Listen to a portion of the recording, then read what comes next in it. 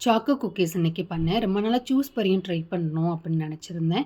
90ஸ் kids எல்லாருக்குமே தெரியும். நம்ம பெட்டி கடையிலலாம் போனோம்னா, அந்த ஒரு பாட்டில்ல ராகியும், மைதாவும் மிக்ஸ் பண்ணி ஒரு ஃப்ளேவர்ல ஒரு சூஸ் பரி இருக்கும். அப்புறம் மைதால தனியா சூஸ் பரி இருக்கும். ஒரு 50 பைசா ரூ. 1 வந்துட்டு விப்பாங்க. சைஸ பொறுத்து வந்து. அது மேல லைட்டா நட்ஸ் போட்ட மாரி, ஒரு பிஸ்தா போட்ட மாரி கோட்டிங் குடுத்துருப்பாங்க. பசிக்கிற நேரம் கண்டிப்பா அத வாங்கி 2 வாயில போட்டுருப்போம். எல்லாருக்குமே ஞாபகம் இருக்கும். அதே மாரி தான் நான் எனக்கு வந்துட்டு மல்டி கிரெயின்ல பண்ணியிருக்கேன். மைதா வந்துட்டு எதுவுமே யூஸ் பண்ணலாம. ஆனா நாட்டு சர்க்கரை இருந்தது. நாட்டு சர்க்கரை நான் யூஸ் பண்ணல.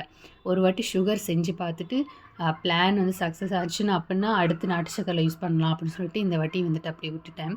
நாளைக்கு உங்களுக்கு எல்லாருக்குமே இதோட ரெசிபி வந்து ஷேர் பண்றேன். அண்ட் தென் சாக்கோ குக்கீஸ் பார்த்தீங்கன்னா, சாஃப்ட்டான குக்கீஸா தான் ரெடி பண்ணியிருந்தேன். அந்த கிரிஸ்பியா அப்படி ரெடி பண்ணல.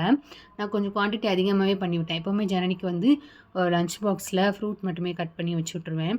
டெய்லி ஒரு குக்கி போட்டு விடலாமே, அவங்க ஸ்கூல்ல போய் ஃப்ரெண்ட்ஸோட ஜாலியா என்ஜாய் பண்ணி சாப்பிடுவா அப்படின்ட்டு தான். அப்புறம் அதோட வந்துட்டு நோ பேக் டே அப்படின்னு செலிப்ரேஷன் அனௌன்ஸ் பண்ணியிருந்தாங்க. ஸ்நாக்ஸ்லாம் கொஞ்சம் ஷேர் பண்ணி சாப்பிட்ற மாதிரி. அதுக்காக தான் இந்த மல்டிகிரெயின் சூஸ் பரிய மெயினா பண்ணேன்.